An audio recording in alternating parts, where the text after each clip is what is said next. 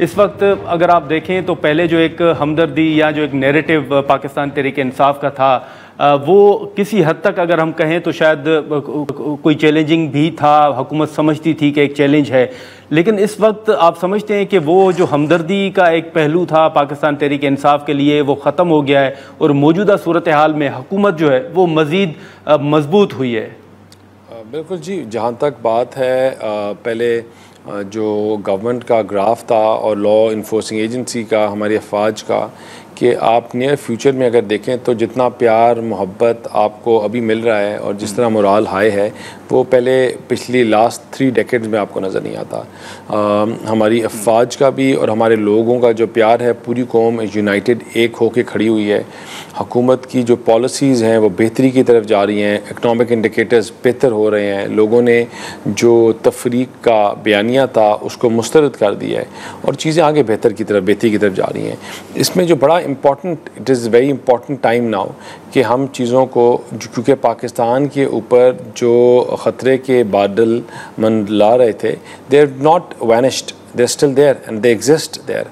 तो उनको हल करना और उनके ऊपर विजिलेंट होना, ये अपनी हमारी फोर्सेस जो हैं, हमारी लॉ इन्फोर्सिंग एजेंसीज़ हैं, उनको ये बहुत बड़ा एक ये काम होगा कि उस पर विजिलेंट रहें और उसमें वो बिज़ी हैं दिन रात।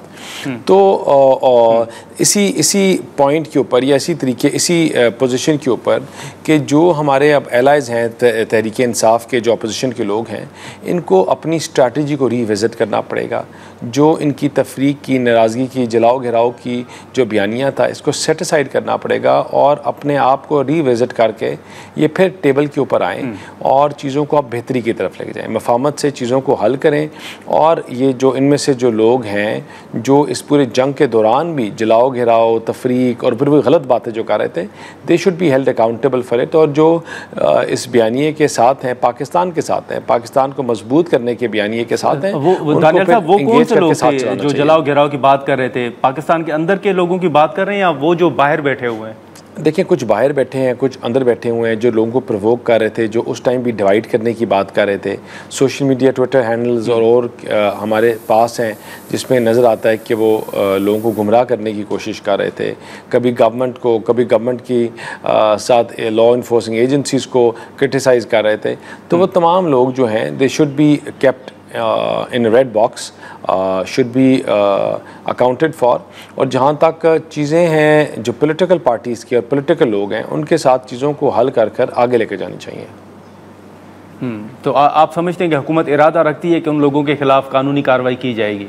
देखें, मैं let alone, I want to be very clear कि जहाँ तक कार्रवाई की बात है, हम उन तमाम लोगों को जो पाकिस्तान के साथ हैं उनके को इंगेज करना चाहते हैं, जो चीज़ों को चलाना चाहते हैं। और अगर इंगेजमेंट की बात करें या हम डायलॉग की बात करें, तो डायलॉग के टेबल से हुकूमत उठ के नहीं गई थी, वो लोग उठ के गए थे जिनको हम बार बार कह रहे थे कि चीज़ों को, Pakistan is under lot of threats, इसमें बहुत ज़्यादा मसले हैं, वॉर ऑन टेरर अलग चल रही है पाकिस्तान में, जो इंसर्जेंसी सर उठा रही है। इसी तरह जो बलूचिस्तान में उनको इंडिया से जो सपोर्ट है टेररिज्म ऑर्गेनाइजेशंस को, जो पाकिस्तान में बैठकर हमले करने की और पाकिस्तान को कमज़ोर करने की बात करते हैं, उनके ख़िलाफ़ ही हमने जंग लड़नी है और जीतनी है अपनी नस्लों के लिए। तो आप साथ आएँ, लेकिन फिर भी जो लोग उसको छोड़ के चले गए थे, अब हम हुकूमत की कोशिश है कि चीज़ों को बैठकर हल की तरफ लेके जाएं। आज पाकिस्तानियों का, पाकिस्तान का, हमारे तमाम लोगों का मोराल स्काई रॉकेट है, it is at the peak. और इस टाइम पे हम चीज़ों को एक होने की बात करें, यकजहती की बात करें और चीज़ों को आगे चलाने की बात करें। हाँ, लेकिन दानियल साहब, आप इस बात की तस्दीक करेंगे कि पीटीआई के साथ कोई राब्ते हुए हैं? क्योंकि तारिक फजल चौधरी साहब का मैं एक बयान देख रहा था, उसमें उन्होंने कहा है कि बात पीटीआई के साथ आगे बढ़ी है, लेकिन कुछ लोग हैं जो मसाइल पैदा कर रहे हैं, उन लोगों को आगे आना चाहिए जो बात को आगे बढ़ाना चाहते हैं। तो एक तो ये बताइएगा कि क्या राब्ते हो रहे हैं, और दूसरा, पीटीआई के अंदर भी आप समझते हैं कि कुछ लोग हैं जो मसाइल पैदा कर रहे हैं, जो नहीं चाहते कि मुज़ाकरात हों? देखें, राब्ते कभी ख़त्म नहीं हुए थे। स्पीकर साहब के थ्रू और इनकी जो पार्लियामेंट्री पार्टी है उसके थ्रू हमने बार बार ये कोशिश जारी है कि इनको इंगेज किया रखें। आज भी इनके जो वफ़द था वो it was there with the speaker साहब, उनसे चीज़ों के ऊपर बात कर रहे थे और आगे भी यही कोशिश होगी कि वो लोग जो सीरियस हैं इस डायलॉग के ऊपर सैनिटी प्रिवेल करें और उनके साथ चीज़ों को हम बेहतरी की तरफ लेके जाएं, चीज़ों को हल करें। लेकिन दानियल साहब फिर बात वही आ जाती है कि बीच में शिबली फराज साहब हैं, असद कैसर साहब हैं, बैरिस्टर गौहर साहब हैं। आप समझते हैं कि ये तो वो लोग हैं जो चाहते हैं कि मुज़ाकरात हो, या आप समझते हैं कि इनमें से भी कुछ लोग हैं जो नहीं चाहते या संजीदा नहीं है? देखिए, मैं I will not take names, लेकिन इनकी जमात में बहुत से लोग हैं जो संजीदा हैं, वो चाहते हैं कि मुज़ाकरात हों, जो इस बयानिए को गाली गलौज, तफरीक, नफ़रत के बयानिए को are not ready to pick up, are not ready to bear it, are not ready to bear it on their shoulders. तो तमाम लोगों की कोशिश है कि किसी तरह हम इंगेज करें और उनके साथ चीज़ों को चलाएं। तो अगर इनके वो लोग जो फैशिज़म के, जो पाकिस्तान के ख़िलाफ़ तकरीर या बात करते हैं, अगर उनको इंगेज उन्होंने नहीं होना तो वो ना हो, लेकिन इंशाल्लाह कोशिश होगी गवर्नमेंट की with the help and support of speaker साहब कि वो पार्लियामेंटेरियंस जो पार्लियामान के अंदर हैं, चीज़ों को हल करना चाहते हैं, उनके साथ बैठ के चीज़ों को नेगोशिएट करें, हल करें और आगे चलाएं।